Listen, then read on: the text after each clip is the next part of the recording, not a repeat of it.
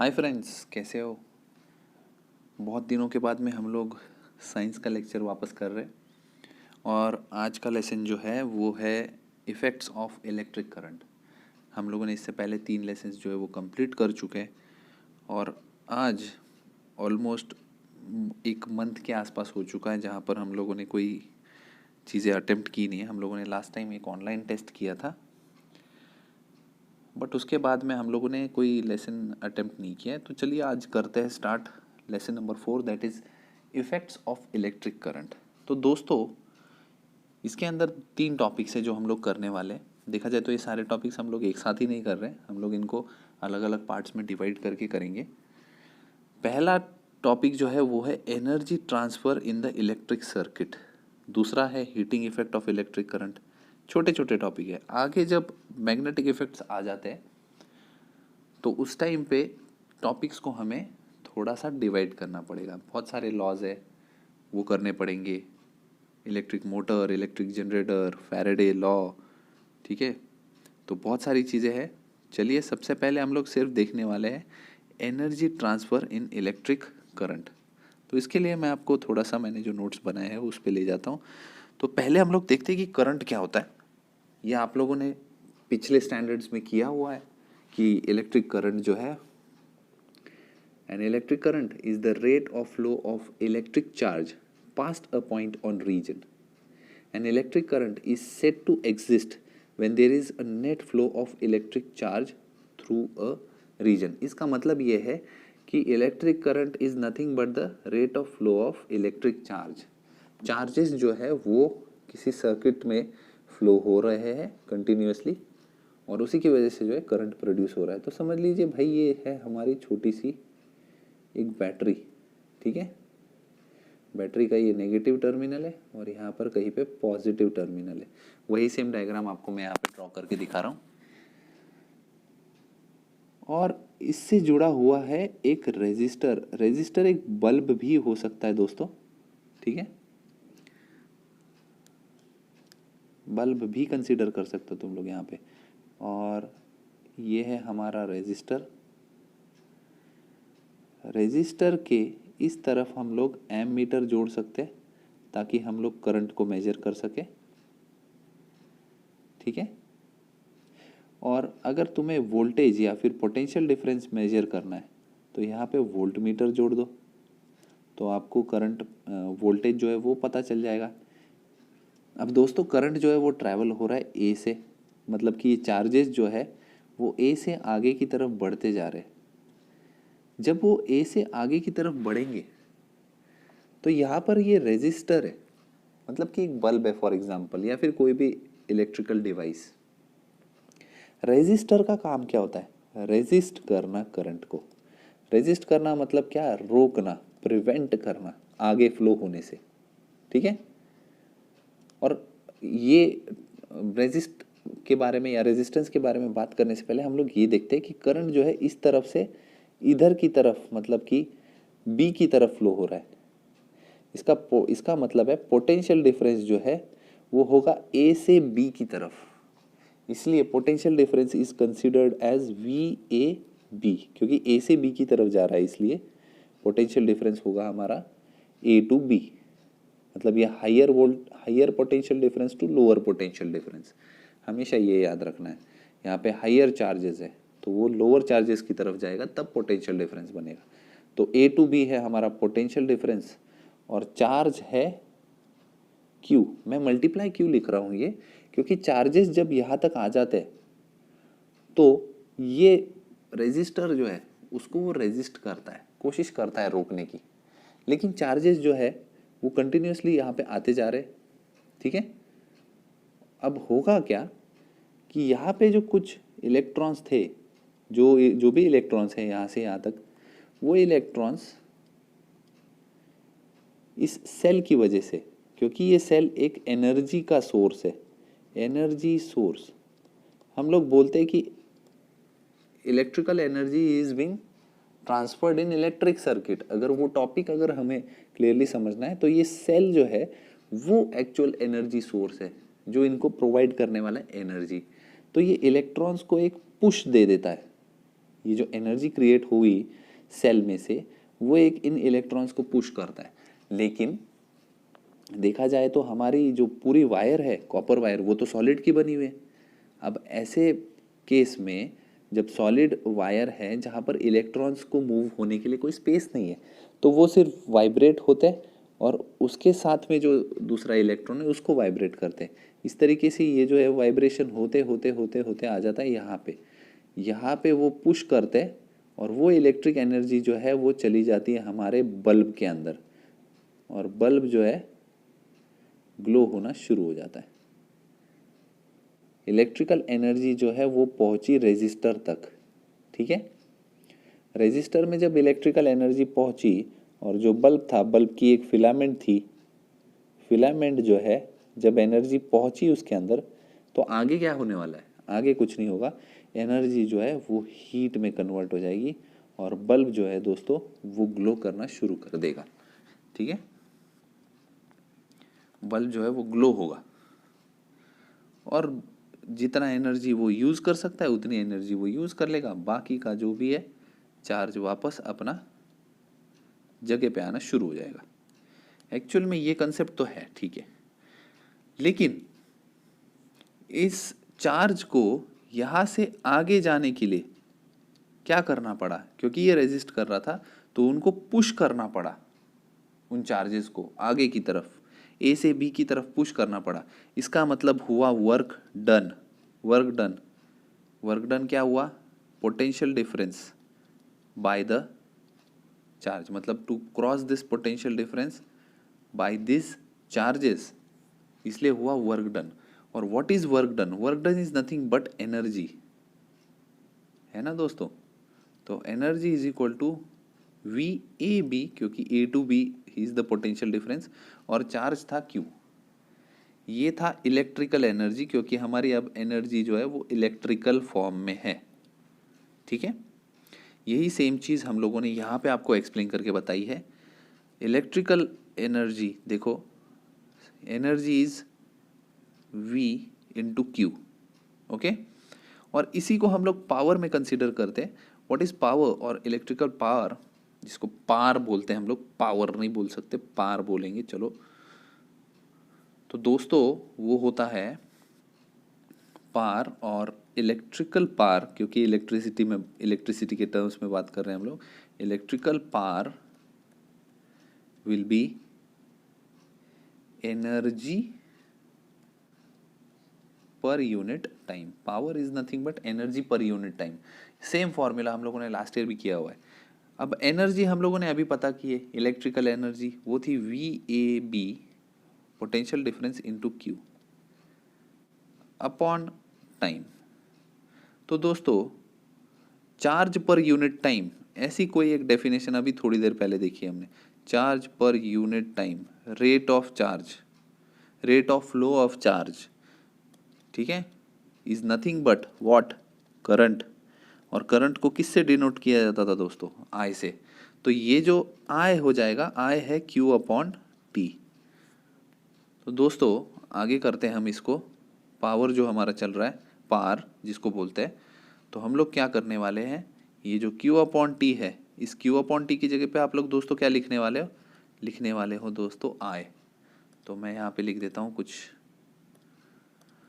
इस तरीके से, power is equal to V A B into I. अब और एक चीज़ हम लोगों ने 9th स्टैंडर्ड में की थी, देखते ही आपको पता चल जाएगा कि क्या थी वो, Ohm's law. V is equal to I into R था दोस्तों।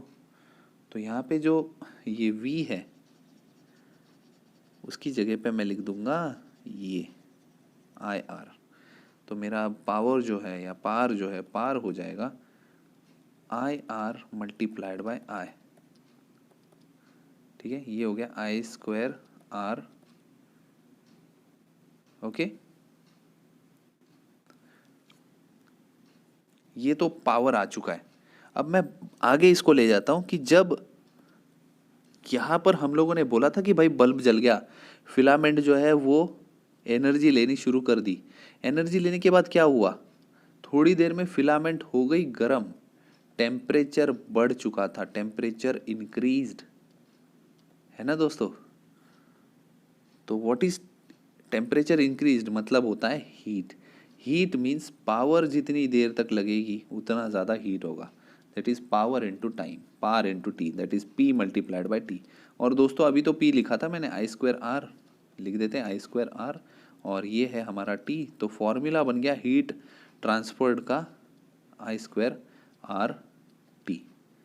देखिए मेन फॉर्मूला तो ये है।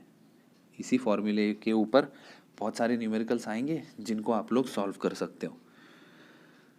चलिए ये कंसेप्ट आपको मैंने एक्सप्लेन कर दिया। फॉर्मूला अच्छे से याद रखना दोस्तों, फॉर्मूला बहुत इंपॉर्टेंट है।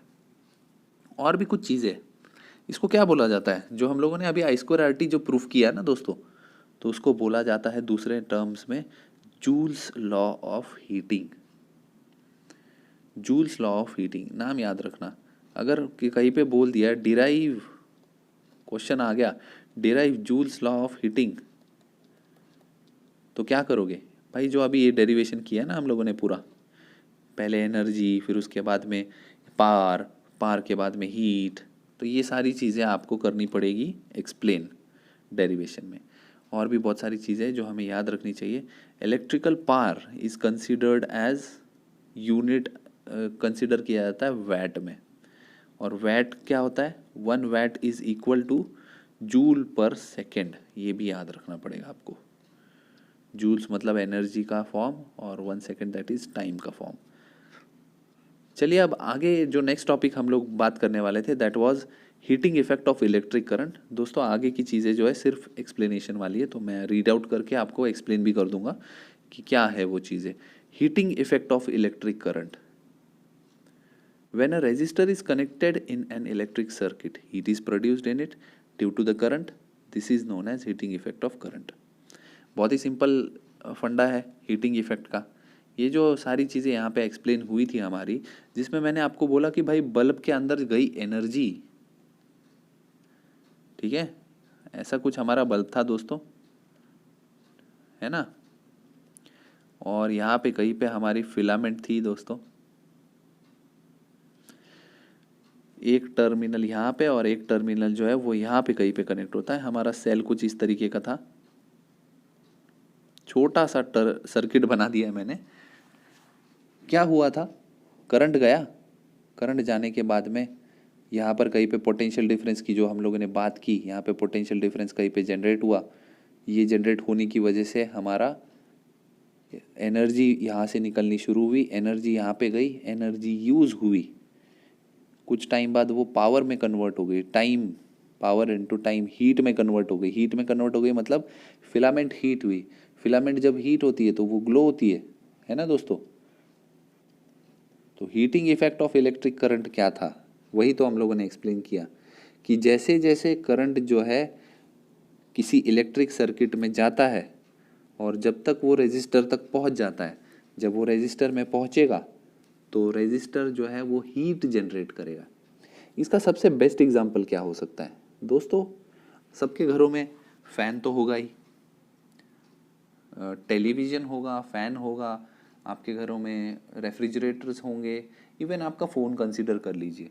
सारी जगहों पर जहाँ पर भी इलेक्ट्रिसिटी एक टर्मिनल से दूसरे टर्मिनल में जा रही है और बीच में आपका कोई रेजिस्टर है, फॉर एग्जांपल आपने फ़ोन चार्ज को लगाया, फ़ोन 1 घंटे 2 घंटे के लिए चार्ज रहा, तो आप फ़ोन के बैक एंड पे जाके देखोगे तो आपको दिखेगा थोड़ा सा हीट महसूस होगी फ़ोन के अंदर। इसका मतलब है कि चार्जेस जो है वो फ्लो हो रहे थे, भरते जा रहे थे वो बैटरी के अंदर, और इसी वजह से बैटरी ने थोड़ी सी हीट जो है वो रिलीज़ की। ओके, या फिर आपने फ़ोन बहुत ज़्यादा देर यूज़ कर लिया तो भी हीट रिलीज़ होगी, क्योंकि इलेक्ट्रिकल एनर्जी जो है वो कंटिन्यूसली यूज़ होती जा रही है। जहाँ पर भी करंट का यूज़ होना शुरू होता है किसी भी रेजिस्टर के थ्रू, तब हमेशा हीट प्रोड्यूस होती है। इसका बेस्ट एग्जांपल क्या ले सकते हो, माइक्रोवेव ओवन, है ना। हीट जो करंट की वजह से जो हीट जनरेट हुई वो फिलामेंट्स को गर्म करती है, हीट रिलीज करती है। ये हीटिंग इफेक्ट की वजह से हम लोग ऐसे डिवाइसेस यूज़ कर पाते हैं, टोस्टर्स, आयंस, जो हम लोग इस्त्री बोलते हैं, कपड़े आयन करने के लिए। ऐसे बहुत सारे एग्जांपल्स हैं। आप लोग अगर पंखा जो आपका फ़ैन है वो बहुत ज़्यादा देर तक स्टार्ट करके रखते हो, जिसके अंदर करंट जो है कंटिन्यूसली फ्लो होता जा रहा है, कॉइल को घुमाता जा रहा है, कुछ देर बाद में वो हीट जनरेट करेगा। तो आप लोग अगर फ़ैन को हाथ लगा के देखते हो, जहाँ पर उसकी कॉइल है, जहाँ से वो घूम रहा है सेंटर में, वहाँ पर आपको हीट जनरेट होती हुई नज़र आएगी। तो इसी को heating effect of electric current कहा जाता है। अब देखते हैं, heating effect of electric current तो है ही, लेकिन उसके साथ शॉर्ट सर्किट कैसे होता है। तो पहले रीड आउट कर लेते हैं और फिर आगे की चीज़ें करते हैं। The home electrical connection consists of live, neutral, and earth wires. Live and neutral wires have a potential difference of 220 volt. Earth is connected to ground. Due to a fault in the equipment or if the plastic coating on the live and neutral wire damages or gives away, the two wires comes in contact with each other and a large current flow through it, producing heat.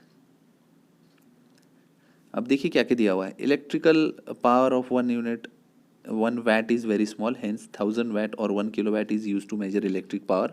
1 kilowatt power is used for 1 hour, that is 1 kilowatt into 1 hour of electrical energy is used. 1 kilowatt hour is 1000 watt into 3600 seconds, that is 3.6 into 10 raised to 6 watt seconds or 3.6 into 10 raised to 6 joules. चलिए दोस्तों, थोड़ा सा इसको मैं explain कर देता हूँ। किसी भी घर के अंदर जो है हमारे जो भी इलेक्ट्रिकल कनेक्शन है, वहाँ पर है ना 3 वायर्स होती है। एक तो होती है live wire, neutral wire and earth wire. ठीक है, तीनों के अलग अलग कलर्स दिए होते हैं, ग्रीन, ब्लैक, और यहाँ पे अर्थ वायर को ब्लैक दिया जाता है, ग्रीन, रेड और ऐसे कुछ दिए जाते हैं कलर्स। ठीक है, लाइव और न्यूट्रल वायर के बीच का जो होता है डिफरेंस, मतलब कि इस तरीके से कुछ समझ लीजिए, मतलब जैसे बैटरी के अंदर हो रहा है कि बैटरी में यहाँ का जो टर्मिनल है इसको पॉजिटिव कंसिडर करके लाइव वायर हम लोग कहते हैं, और ये है न्यूट्रल हमारी नेगेटिव। ठीक है, यहाँ इन दोनों के बीच का जो पोटेंशियल डिफरेंस होता है दोस्तों, जैसा कि हम लोगों ने पहले वाले सर्किट के अंदर बताया था, ये सर्किट ना बताते हुए मैं यहाँ पे बताता हूँ। A to B का जो डिफरेंस है वो है 220 वोल्ट्स। ठीक है, 220 वोल्ट का डिफरेंस है, क्योंकि एक एंड पे 0 है, दूसरे एंड पे 220 है, क्योंकि वहाँ से तो चार्जेस फ्लो हो रहे हैं पॉजिटिव एंड से, लाइव एंड से। न्यूट्रल वायर में 0 चार्जेस होते हैं, चार्जेस जाने वाले होते हैं वापस जहाँ से करंट आया उस तरफ। अब होता क्या है कि एक वायर जो होती है वो अर्थ वायर जो होती है वो ग्राउंड में हम लोग गाड़ देते हैं।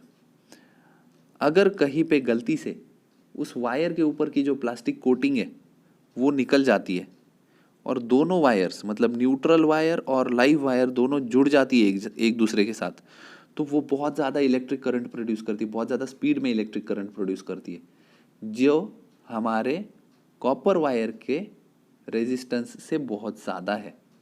कॉपर वायर का कुछ रेजिस्टेंस है, विच मीन्स कॉपर वायर एक ही कुछ स्पीड तक करंट को फ्लो होने दे सकती है। उस स्पीड से ज़्यादा अगर चार्जेस फ्लो होने शुरू हो गए, करंट अगर फ्लो होना शुरू हो गया, तो वो इलेक्ट्रिक जो वायर है हमारी कॉपर वायर, वो हो जाएगी हीट होना शुरू, और थोड़ी देर में वो बर्स्ट हो जाएगी, मतलब कि टूट जाएगी। इसकी वजह से बहुत ज़्यादा हीट प्रोड्यूस होगी और उसी को हम कहते हैं शॉर्ट सर्किट, मतलब कि वायर टूट जाएगी कुछ देर के बाद में। ठीक है, if any inflammable material exist around that place it can catch fire. इसका मतलब है कि अगर वहाँ पे कोई ऐसी जो मटेरियल रखा हुआ है जो आग को कैप्चर कर सकता है, तो इनफ्लेमेबल मटेरियल दैट मीन्स, तो वहाँ पर आग लग जाएगी। और इसीलिए घरों के अंदर आप देख सकते हो कि घरों के अंदर जो है एक फ्यूज़ वायर लगाई जाती है। Therefore a fuse wire is used as a precautionary measure. Fuse wire is made up of low melting point conducting material so that they would melt and break the circuit if high current flows through it. कभी कभी क्या हो जाता है कि हमारे घरों में जो है वो लाइट चली जाती है और अचानक से लाइट आ भी जाती है कुछ देर के बाद में, तो जो इलेक्ट्रिसिटी बोर्ड है वहाँ से अगर गलती से कभी हाई पोटेंशियल डिफरेंस पे इलेक्ट्रिक करंट फ्लो हुआ हमारे घरों तक, तो हमारे घरों में शॉर्ट सर्किट होने के ज़्यादा चांसेस होते हैं। ऐसे केस में आज की डेट में हम लोग देखते हैं कि सबके घरों में फ्यूज़ वायर्स लगाए हुए हैं। फ्यूज़ वायर्स क्या करते हैं, फ्यूज़ वायर मतलब जहाँ पे फ्यूज़ लगाया हुआ है उस एंड पे एक ऐसी वायर लगाई जाती है जिसका मेल्टिंग पॉइंट जो है बहुत लो है। तो जैसे ही अगर हाई करंट फ्लो होना शुरू होता है वो बहुत ही जल्दी हीट हो जाती है और मेल्ट होना शुरू हो जाती है। इसकी वजह से शॉर्ट सर्किट होता नहीं है, सिर्फ फ्यूज़ की वायर टूट जाती है। हमें लगता है कि अच्छा लाइट जो है वो चली गई है, तो हम लोग फ्यूज़ चेक कर सकते हैं और वापस फ्यूज़ की वायर जो है वो फिट करके रेगुलर जो हमारा पोटेंशियल डिफरेंस है उस पर करंट को फ्लो होने दे सकते हैं। इस केस में होता क्या है कि हमारे जितने भी डिवाइसेस है वो सेफ रहते हैं, वो ख़राब नहीं होते। शॉर्ट सर्किट की वजह से एक्सेसिव करंट अगर किसी डिवाइस में चला जाता है तो शायद वो पूरा का पूरा डिवाइस जो है वो ख़राब हो जाए। ठीक है, और भी कुछ छोटी छोटी चीज़ें जो है वो हम लोगों को याद रखनी है, जैसा कि जो इलेक्ट्रिकल एनर्जी है उसका एक्चुअल यूनिट क्या है दोस्तों। तो इलेक्ट्रिकल एनर्जी जो है it is measured in 1 kilowatt our, क्योंकि बहुत ही डिफ़िकल्ट है इसको कैलकुलेट करना, बहुत छोटे जूल्स में कैलकुलेट करना मुश्किल होता है। तो एनर्जी जो है वो होती है 1 किलोवाट आवर, मतलब 1 किलोवाट 1000 वैट 1 आवर में कितना फ्लो हुआ, कितनी एनर्जी यूज़ हुई। 1000 वैट एनर्जी 1 आवर में यूज़ होना, मतलब दैट इज़ इलेक्ट्रिकल एनर्जी का यूनिट 1 किलोवाट आवर।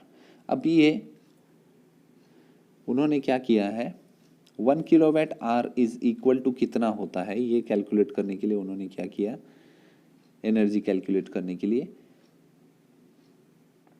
1000 वैट कर दिया उसको 1 किलोवाट को, और आर को भी 3600 सेकेंड्स में कन्वर्ट कर दिया, और इसको सिर्फ लिख दिया 3.6 इंटू 10⁶ जूल्स। ओके, इस तरीके से इलेक्ट्रिकल एनर्जी जो है उसका ये है हमारा न्यूमेरिकल वैल्यू। 1 किलोवाट आवर की वैल्यू है 1 kilowatt hour is nothing but 3.6 into 10⁶ joules. दोस्तों इसको हमेशा याद रखना, ये हमें आगे जाके बहुत जगहों पर यूज़ करने वाले हैं हम लोग इसको। ठीक है, तो इस तरीके से हम लोगों ने 2 टॉपिक्स जो है छोटे मोटे ख़त्म कर लिए। नेक्स्ट वीडियो के लिए आपके पास होगा इस लेसन का आखिरी टॉपिक, वो है हमारा मैग्नेटिक इफेक्ट। लेकिन दोस्तों वो छोटा सा टॉपिक नहीं है जहाँ पर हम लोगों को बहुत सारी चीज़ें करनी है। मैं आपको दिखा देता हूँ, देखिए यहाँ पे राइट हैंड थंब रूल है, magnetic effect of electric current उसी के साथ जुड़ा हुआ है। मैग्नेटिक फील्ड कैसे प्रोड्यूस होती है ये यहाँ पे आपको लूप दिख रहा है पूरा। सोलेनॉइड क्या होता है वो देखेंगे हम लोग, लेफ्ट हैंड रूल क्या होता है वो देखेंगे, और लास्ट में 2 टॉपिक्स बहुत इंपॉर्टेंट है, वो है इलेक्ट्रिक मोटर और इलेक्ट्रिक जनरेटर। उसी में इलेक्ट्रिक मैग्नेटिक इंडक्शन, गैल्वेनोमीटर और भी बहुत सारे टॉपिक्स हैं। तो बारी बारी से हम लोग जो है सारे टॉपिक्स अच्छी तरीके से कर लेंगे। चलिए आज का वीडियो जो है वो ख़त्म करते हैं। अगर आपको वीडियो पसंद आया होगा तो ज़रूर लाइक कीजिए, दोस्तों के साथ में शेयर भी कर दीजिए, और कमेंट सेक्शन में कमेंट भी कर दीजिए कि कैसा लगा आपको वीडियो। एंड ऑल्सो इस चैनल को सब्सक्राइब भी कर लीजिए, ताकि जब आपको नया वीडियो देखने का, या फिर हम लोगों ने जब अपलोड कर दिया हो नया वीडियो, तो डेफिनेटली आपको सबसे पहला नोटिफिकेशन आएगा और तुरंत जाके आप लोग देख सकते हो। चलिए घर पे रहिए, सुरक्षित रहिए। Thank you, bye bye, take care.